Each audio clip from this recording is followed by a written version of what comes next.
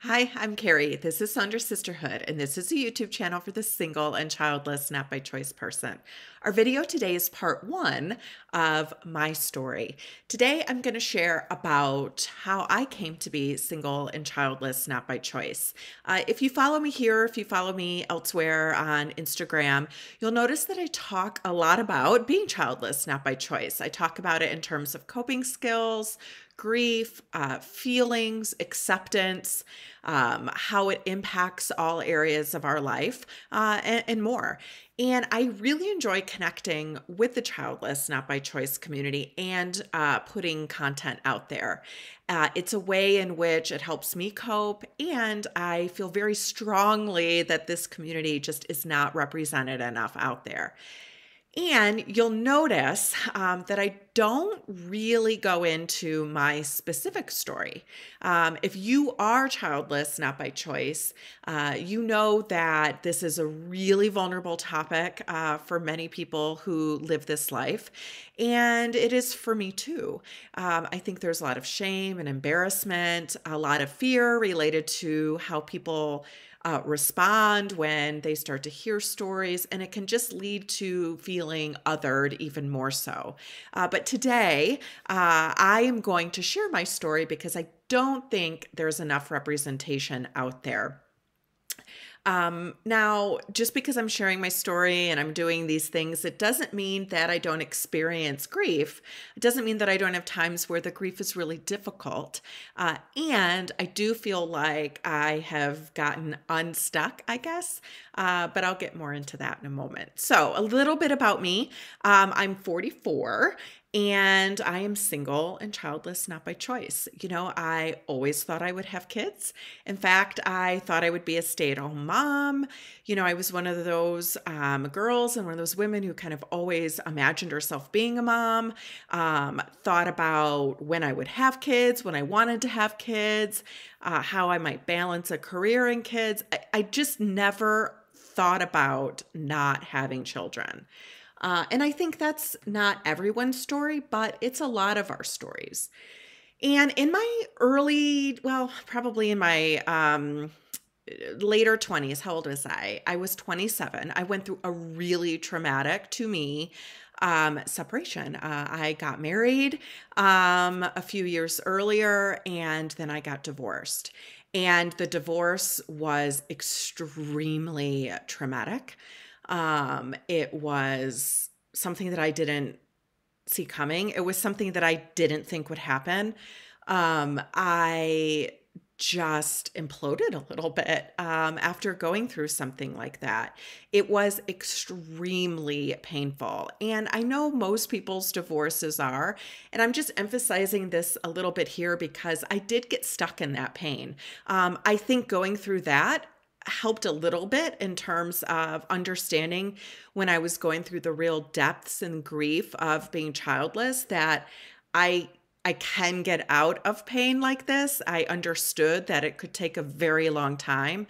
I questioned that, more so than not, but every so often that little flicker would kind of go across my brain, which was helpful for me. Now, because that was such a painful experience, I really self-protected. I told myself I would never go through something like that again. I would never leave myself that vulnerable again. And so I really had to spend a chunk of time processing that, getting through that, understanding that, and trying to really integrate that into my sense of self and who I was. Divorce was something, again, that I didn't really know much about. I didn't know a lot of people. It happened, when I was young still. And so it wasn't like I had a lot of friends who were going through something like that. So it was another isolating experience that I insulated myself around. And then accordingly, I think I lost some years, I guess, sort of say, in terms of finding somebody else. It didn't feel like that's what I wanted to do at the time.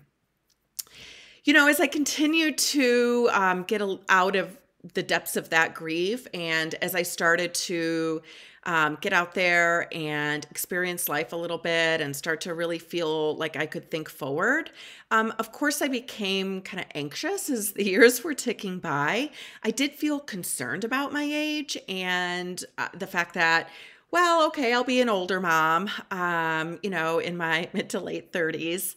And I still thought it was going to happen, right? It still didn't feel like something that was out of reach or that I needed to start kind of thinking about on a daily basis. I saw that it happened for what I perceived at the time as everybody else. So why wouldn't it happen for me? I think in my heart of hearts, I had a very deep fear that it wouldn't. That was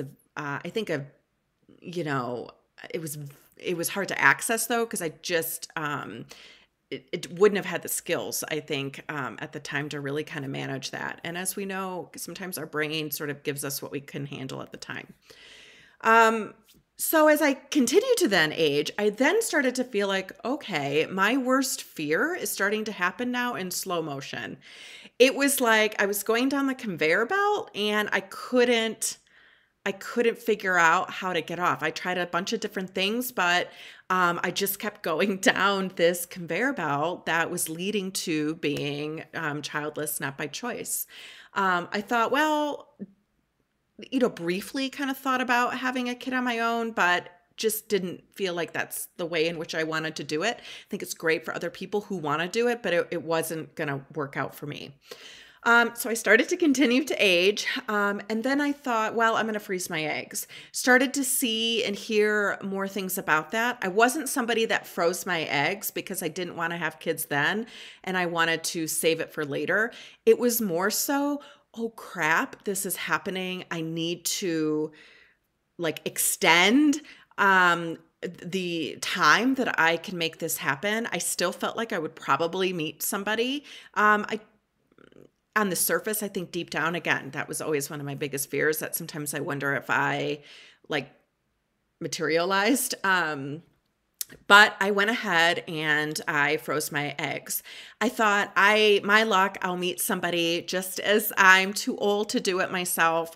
And I would have wished that I would have done this. So I froze my eggs. I was by myself, froze my eggs. That was a pain in terms of giving yourself shots and the hormones and the cost. I have a real deep empathy for women who go through that constantly. And in particular, women who go through that and then wake up from the egg retrieval and told that they didn't get any, or they didn't get any mature eggs or any viable eggs. And so if you're watching this and you've been through that process, my heart goes out to you, because I can't imagine what that must feel like. So I froze my eggs thinking, okay, I'm still putting myself in a position in which I can have kids. Now, through this time, I am building my career. I think career really became somewhere where I felt successful, where I felt more self-confident. It felt like something, part of my life that I could build and look in the future toward and kind of could imagine what my future would be. And so I really leaned into that. And it really served as a coping skill around that. I think I probably, if I had to do that differently, maybe would have leaned into that a little bit less. But I did what I knew how to do at the time. So I've frozen my eggs and now it's feeling like I'm now on this timeline. Part of that is because the place where I froze my eggs, they did say, yeah, we won't try this after 45 or 46. In my head, I was thinking, well, that's 6 years away. And that sounds too old to have a kid anyway, even though for some of you who did do that, I'm not saying that it is too old generally. But I worried about being single and doing sleepless nights and working and things like that. So this arbitrary secondary clock started to tick. We talk about the biological clock ticking. Now here's this other clock that's starting to tick. I turned 40 and now I'm officially freaked out, right? I really began to worry about being 40 now, I feel like the clock is like turbo charging ahead, and really began to worry, okay, if I don't have kids, is my life a waste? Like, what does that mean? I can't even imagine what somebody's life is like not having kids. Of course, I'm thinking old age, being lonely, topics like spinster and cat lady and all those things come out. And, even if you don't necessarily believe those things yourself, you're subjected to it and you start to absorb it and feel it. So I became really worried. Again, I think a lot of womanhood and motherhood were sort of taught that. And we're taught and we see a lot about how, oh, I didn't know love until I had a kid. Or, my life wasn't complete until I had a kid. And while people who say that aren't trying to say that you can't have a complete life without a kid, that's how it sounds, right? And you start to absorb those things, particularly as grief, fear, worry, and anxiety start to trickle in. And then as again, I'm getting older, and I was talking to a person that I knew at the time, and I was starting to share a little bit about having some fear about not having kids. I didn't talk about it too much just because when I would bring it up, people wouldn't know how to respond. But I was talking to this person who I knew at the time, and I was just saying, yeah, I'm actually really afraid about this. And this person said to me, yeah, it's probably not going to happen for you. And I know it sounds a little bit like the Sex and the City. Yeah, he's just not that into you. And it was a little bit like that, where this person was like, yeah, it's just not going to happen for you. And this person didn't say it in like a pitting way or it's the end of days way. He said it as, yeah, this may not happen and it's not the end of the world. Like, you can still live your life. And he said it at a point where I was ready to hear it, I guess. I didn't hear it from a place of invalidation. I heard it more from a place of, your life isn't hinging on this one thing. You having a meaningful and purposeful life and a fun life is not out of question unless this one thing happens for you. Now, I heard it like that, and it also kind of sent me into a dive down again, right? So I was already really grieving, and I was like, oh, this isn't going to happen. This is not going to happen. And I took a dive downward, to the point where I was feeling depressed and hopeless, lots of anxiety, difficulty sleeping, kind of all of those things, really getting stuck in the sadness of it, feeling like nobody understood, very lonely, to the point where I took some time off of work. And that is super not like me. Again, like I said earlier, work was where I felt confident. Work is the thing that I wouldn't let slip. Work was and is very important to me. And the fact that I was starting to let work slip, in fact, I did let work slip, I was like, I need to take a few weeks off just to figure out where I am and kind of get a plan in place so I could try and stop the hemorrhaging, for lack of a better word. Again, that's a red flag that things were not going well for me. And I was seeing a therapist, and with the help of a therapist, just helped me kind of put some things into place that just helped lift the bottom, right? That depths of the grief. This is also when I started to find Sonder Sisterhood. So just as a timeline check, I probably was in like grief for a good 3 to 4 years, and like the depths of the grief, probably at least a year, where it was very, very hard.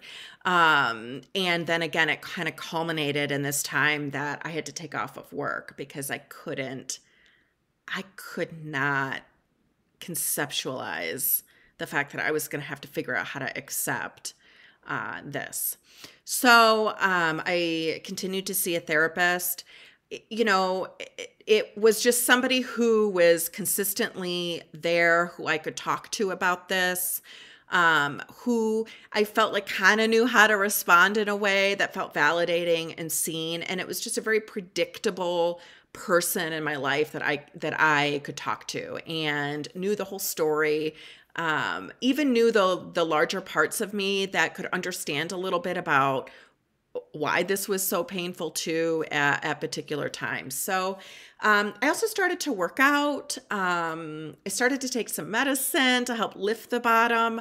That's not for everybody. It helped me. Again, not that that's going to kind of erase all your feelings, but it just helped lift the bottom so I could start to access some of these things that would help me. I started to work out. That helped with my confidence. I started to branch out and expand my network of friends and expand my network of supports.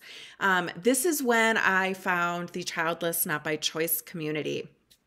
And this is when things really started to shift for me because I realized, I knew other people were out there, but being able to hear their experiences, being able to talk to them, being able to see other people a little bit further down the road that were happy and were able to build a life that they enjoyed. That was very, very helpful. Remember, I hadn't seen that before, and many of us don't.